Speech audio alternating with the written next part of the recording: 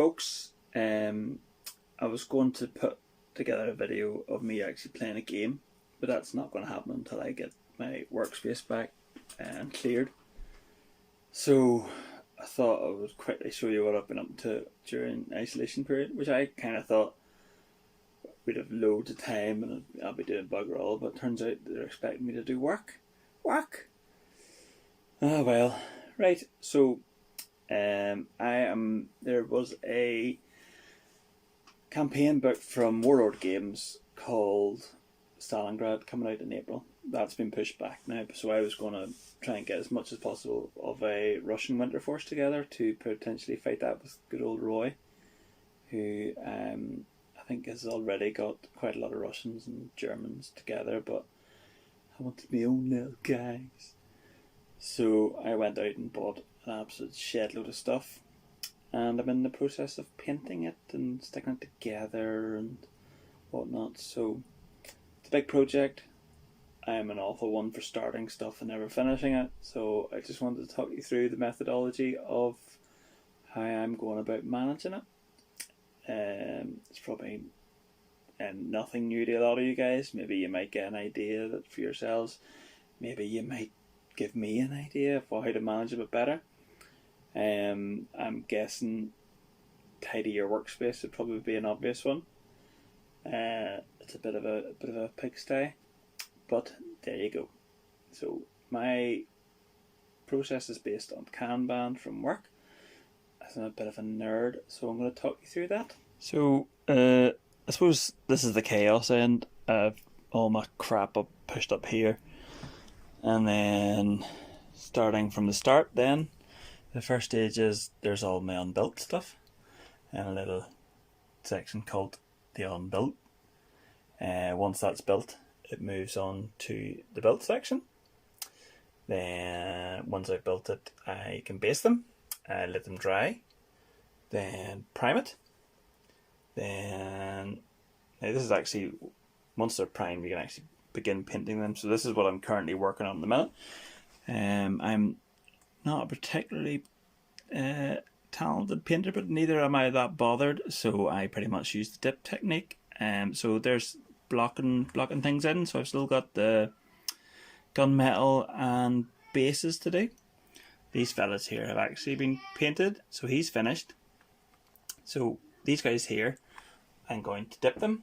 They'll move on to the dip section then varnish them, they'll move on to the varnish section. So once they're varnished then onto the done section, these are what I've managed to get done so far. There's a little pano tag, some NKVD troopers, and then they've got a wee cheeky, encourager there. Then some light AT and light HE. Some P34s. I only noticed at the end I've actually got the later model. I should really be the earlier ones, but Then a nice big Katushka. This bolt action loves a bit of HE, yeah? Love it. So once these guys have been done, I have gone out and I've bought a K2 multi-case for them to keep them nice and safe, just in the process of cutting down the little boxes to make it all fit in. You can see my son's Lego that I have to share my man cave with my son now. He's been kicked out for a bit though.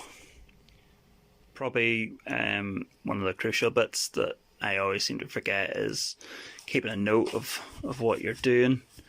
So I've just got a quick sort of note of what all the paints of each section are. So if I stop, I can redo them again.